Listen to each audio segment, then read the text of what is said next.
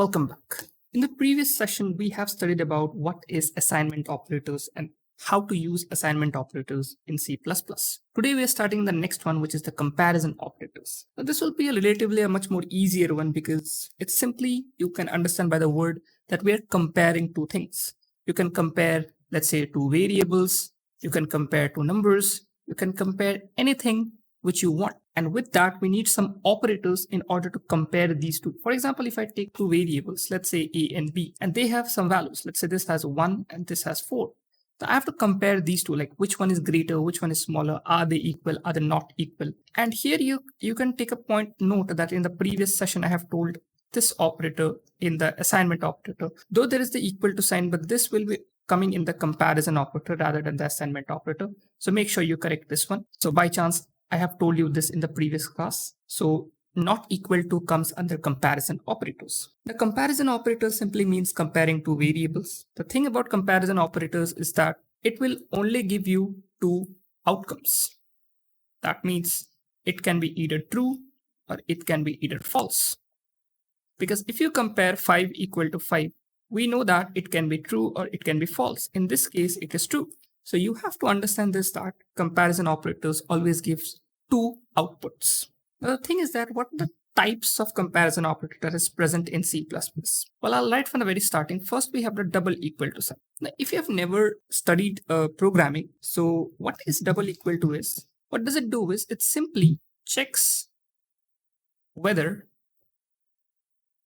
two variables or values are equal or not.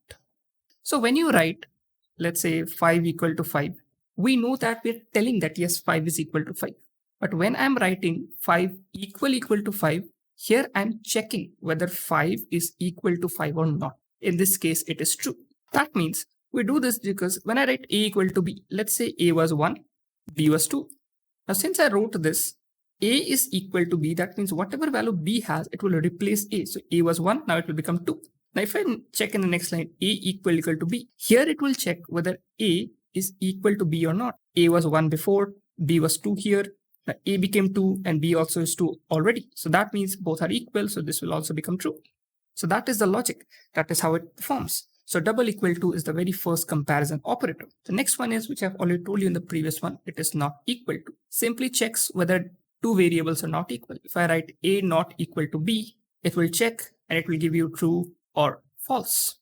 Then we have the greater than sign and the less than sign, which I'm pretty sure you have learned already in your school. One is greater than, one is less than. If I compare, let's say 5 is greater than 4, this will be true. If I write 6 is greater than 7, this will be false. And this in the next one, which is the less than, it's just alternative to it. If I write 4 is less than 7, this will be true.